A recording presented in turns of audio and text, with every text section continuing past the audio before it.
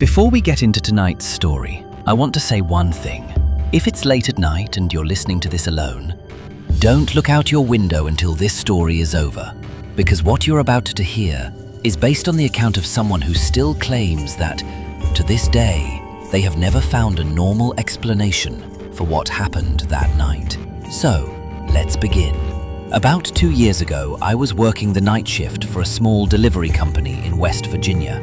Most of my routes took me down quiet back roads far outside the city, delivering packages to places most people avoided after dark. One Friday night, at around 2:40 a.m., I received what was supposed to be my final delivery of the shift. The address pointed to an old wooden house tucked away near the mountains. The strange part was that while the house appeared on my GPS, there weren't any other homes or even signs of people anywhere nearby. I figured I'd make the delivery, head home, and finally call it a night. After driving for about 40 minutes, my phone completely lost signal. The road was surrounded by thick forest, and there wasn't a single streetlight in sight. It felt like the darkness swallowed everything beyond my headlights. Eventually, I reached the location on the map. At the very end of the road stood an old wooden house. Every light inside was off, but on the front porch, a faded yellow porch swing was gently moving back and forth on its own. There was almost no wind, yet the swing never stopped. I grabbed the package, walked up to the front door, and knocked 3 times. No answer. I knocked again. This time, the front door slowly creaked open by itself. The inside of the house was pitch black. Without my phone's flashlight, I couldn't see a thing. I called out several times. "Delivery?" Silence. Then I noticed something on the floor. A set of small, muddy footprints. They started right at the front door and disappeared into the dark hallway. I assumed someone must have been inside, so I decided to leave the package and walk away. But just as I bent down to set it on the floor, I heard the voice of a little girl somewhere deep inside the house. Soft, clear, almost like she was standing only a few feet away. "What took you so long?"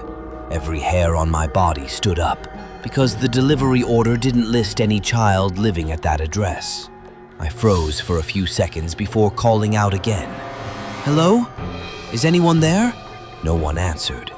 Instead, at the very end of the hallway, I watched what looked like a small figure slowly walk deeper into the darkness and disappear.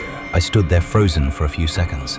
At that moment, the only thing going through my mind was to leave the package and get out of that house as quickly as possible.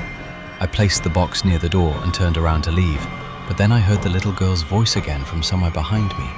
This time she whispered, "Please, don't leave me alone." The way she said it sounded so real, so innocent, that for a moment I actually thought there was a child inside who needed help. I slowly looked back toward the hallway. At the very end of the darkness, I could clearly see a small figure standing there. It wasn't moving. It was just staring directly at me. I raised my phone's flashlight toward it, and the shadow slowly began to move backward into the darkness. Right at that moment, my phone suddenly vibrated.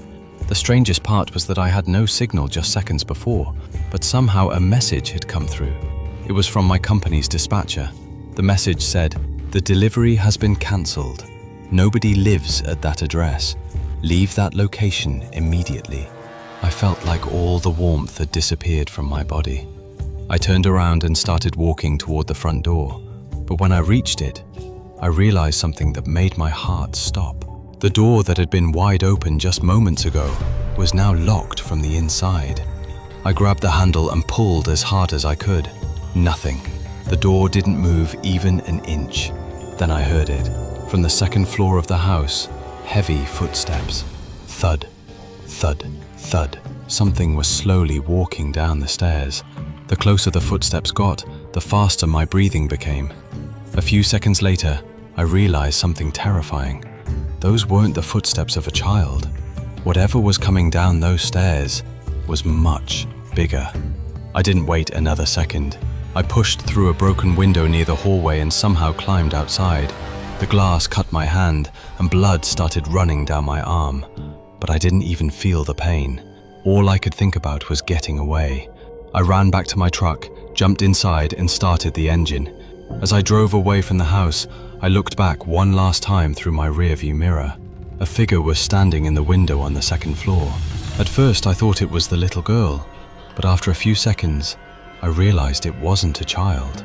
It was a tall, unnaturally thin figure, nearly 7 feet tall, standing motionless behind the glass, and standing beside it was another person, someone who looked exactly like me. He was standing silently, with his hand pressed against the window, watching me drive away. My mind wasn't even working anymore. I drove as fast as I could until I finally made it back to the main road. About 20 minutes later, I pulled into a gas station. The employee behind the counter immediately noticed something was wrong and asked if I was okay. When he saw the cuts from the broken glass on my clothes and the blood on my hand, he told me I should call the police. I sat there and explained everything that had happened. He stayed silent for a few seconds. Then his expression suddenly changed.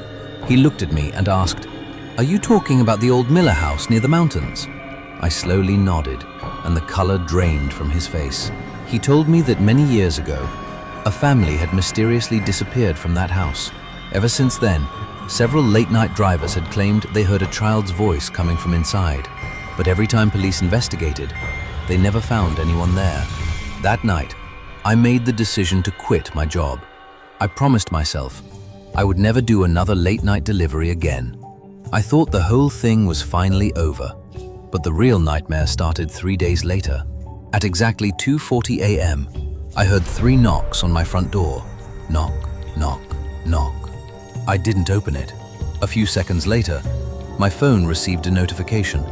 Someone had sent me a picture from an unknown number. The moment I opened it, I felt like I couldn't breathe. The picture showed me standing in front of that same old wooden house, but I never took any picture that night. Underneath the image, there was only one sentence written: "You never made it out that night." I immediately deleted the picture and tried calling the number, but the number was no longer in service. The next day, I gathered enough courage to go back to that location. But when I arrived, the entire place was empty. There was no house, no porch, no swing, nothing. Just an empty piece of land covered in overgrown weeds. Later, I found out that the house where I had gone to make that delivery had supposedly burned down completely nearly 10 years earlier. Even now, every once in a while, at exactly 2:40 a.m., I receive a notification on my phone that says, "Unknown delivery request." The location is always the same. I have never accepted it, but sometimes I wonder if I hadn't escaped through that broken window that night, maybe the person standing in the second-floor window of that house would have been me. And that brings us to the end of today's story. If you enjoyed this story, make sure to leave a like and support the channel. If you want to hear more terrifying, mysterious, and chilling horror stories like this, don't forget to subscribe and turn on notifications so you never miss a new story. Let us know in the comments what you think about this story. And if you've ever experienced something strange or unexplained, we'd love to hear about it. Until next time, stay safe. And remember, when the night gets darker, not every sound has an explanation.